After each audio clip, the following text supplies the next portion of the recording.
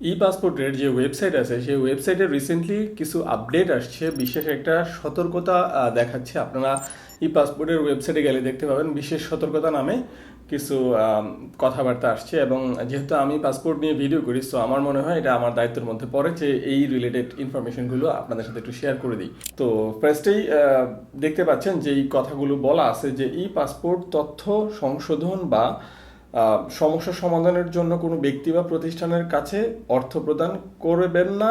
ই পাসপোর্টের আবেদনের প্রদত্ত কোনো তথ্য সংশোধনের জন্য কখনোই কোনো টাকা প্রদানের প্রয়োজন নাই। যেটা আমি সবসময় বলতাম যে পাসপোর্ট সংশোধনের জন্য এক্সট্রা কোনো ফি দেওয়া লাগে না। হ্যাঁ, আপনার পাসপোর্টের জন্য যেই টাকাটা দেওয়া লাগে একটা নতুন পাসপোর্ট করতে, পাসপোর্ট রিনিউ করতে তত টাকাই লাগে, এবং পাসপোর্ট সংশোধন করতেও তত টাকাই লাগে। কোনো এক্সট্রা কোনো টাকা পয়সা লাগে না।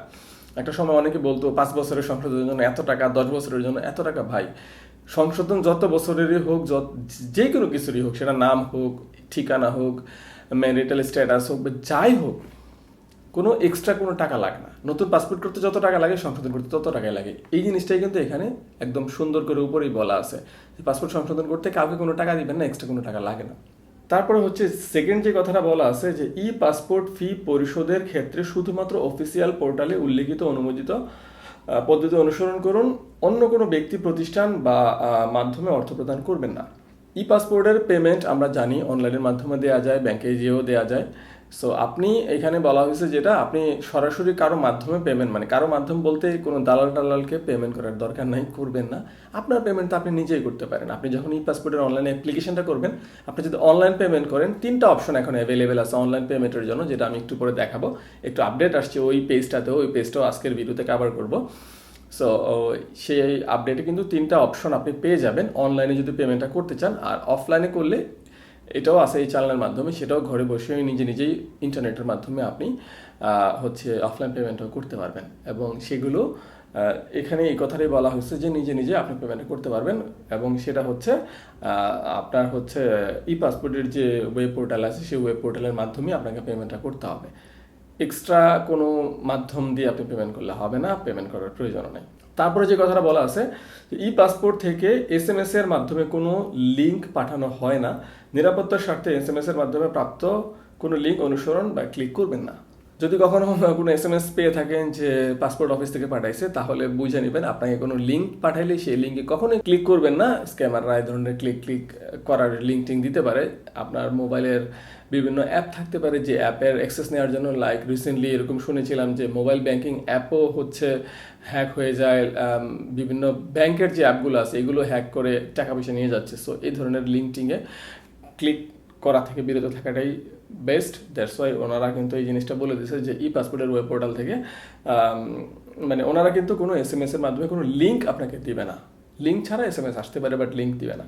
ফোর্থ কি বলছে যে ই পাসপোর্ট সংক্রান্ত অফিসিয়াল SMS শুধুমাত্র ই পাসপোর্ট বিডি নাম থেকে প্রেরণ করা হয়। প্রতারণা এড়াতে অন্য কোনো নাম বা নাম্বার থেকে প্রাপ্ত SMS বার্তাকে উপেক্ষা করুন। মানে আপনি যদি পাসপোর্ট রিলেটেড কোনো SMS পেয়ে থাকেন, চেক করবেন সেটা ই পাসপোর্ট বিডি লেখা আছে কিনা। ওইখান থেকেই শুধুমাত্র মেসেজটা আসবে, অন্য কোথাও থেকে আসবে না।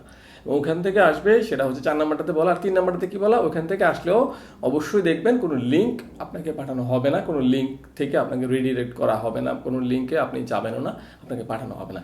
এগুলি হচ্ছে বিশেষ সতর্কতার আন্ডারে রিসেন্টলি ই পাসপোর্টের ওয়েব পোর্টালে আসছে। তো আরেকটা জিনিস হচ্ছে আজকের ভিডিওতে কভার করবো, যেটা হচ্ছে পাসপোর্ট ওয়েব পোর্টালের মাধ্যমে আমরা যে পেমেন্টটা করবো, সেই পেমেন্টটা আমরা কি পাসপোর্ট ফি যেই মেনুটা আছে এখানে গেলে আমরা দেখতে পারি যে কিভাবে পেমেন্ট করা যায়।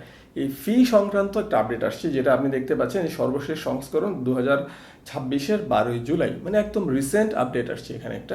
সেই আপডেটটা কি, আপনি এখন অনলাইন পেমেন্টে 3টা মাধ্যমে পেমেন্ট করতে পারবেন। একটা হচ্ছে চালান, একটা হচ্ছে ডিজিপে, একটা হচ্ছে সূর্যপে। এই 3টা মাধ্যমে আপনি পেমেন্ট করতে পারবেন। এবং এই 3টা মাধ্যমে প্রত্যেকটাতেই আপনি Visa, Mastercard, American Express, bKash, Nagad, Rocket, mobile banking, মানে অনেক ধরনের অপশন পেয়ে যাবেন।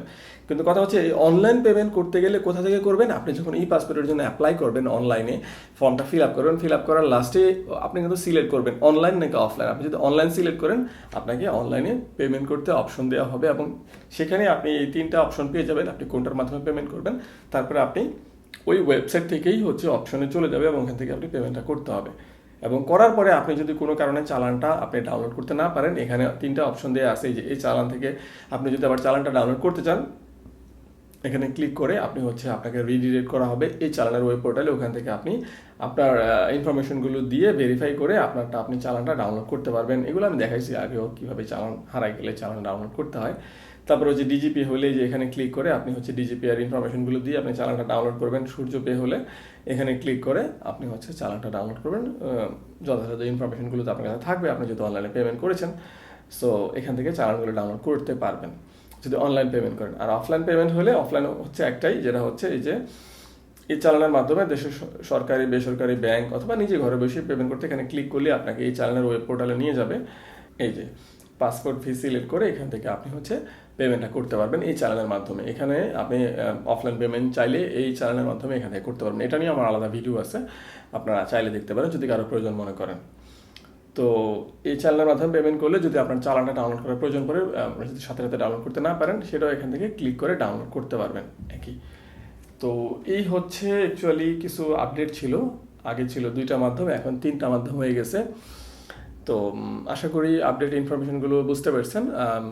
অ্যাটলিস্ট এই জিনিসটা তো ক্লিয়ার হয়েছেন যে পাসপোর্ট আপনি সংশোধন করেন, নতুন করেন, নবায়ন করেন, যাই করেন না কেন, ফি একই। সেটা ফিটা ডিপেন্ড করে আপনি কত দিনের জন্য করতেছেন, আপনি কত পেজের পাসপোর্ট করতেছেন, এগুলোর উপর ডিপেন্ড করে পাসপোর্ট ফিটা চেঞ্জ হয়। লাইক এখানে কিন্তু সুন্দর করে বলা আছে, আপনি নিয়মিত বিতরণ হইলে কত টাকা, জরুরি হইলে কত, অতি জরুরি কত, সেটা 48 5 বছর, তারপরে 48 10 বছরে নিয়মিত কত, জরুরি কত, অতি জরুরি কত, অথবা 64 পেজ কারো যদি লাগে, খুব বেশি ট্রাভেল করেন তাহলে পেজ বেশি লাগবে, সেক্ষেত্রে 64 পেজ 5 বছর হইলে এগুলো কত, 64 পেজ 10 বছর হলে কত। এখানে যেটা বলা হয়েছে এটা একটা নতুন পাসপোর্টের জন্য যা বলা হয়েছে, নবায়নও তাই এবং সংশোধন করলেও তাই লাগবে। এবং ওইটাই কিন্তু সতর্কবাণীতে বলা হয়েছে যে আপনি সংশোধন করতে গেলে অনেকে বেশি টাকা দিবেন না, আপনার কাছ থেকে এক্সট্রা টাকা কেউ যেন না নিতে পারে, এই জন্যই জাস্ট আপনাদেরকে সতর্ক করে দেওয়া হয়েছে। আশা করি বুঝতে পারছেন, ইনফরমেশনগুলো আপনার কাজে লাগবে। যদি কাজে লাগে, যদি বুঝতে পেরে থাকেন, অবশ্যই ভিডিওটা লাইক করবেন, কোনো প্রশ্ন থাকলে কমেন্ট করবেন। আর যদি আমার ইউটিউব চ্যানেল আপনি নতুন হয়ে থাকেন, এখনো যদি চ্যানেলটা সাবস্ক্রাইব না করেন, প্লিজ চ্যানেলটা সাবস্ক্রাইব করে সাথে থাকবেন। যদি ভিডিওটা ফেসবুকে দেখতেছেন, ফেসবুক পেজটা ফলো করেই সাথে থাকবেন। আজকে পর্যন্ত আবার দেখা হচ্ছে নতুন কোনো ভিডিও নিয়ে। ভালো থাকবেন, আল্লাহ হাফেজ।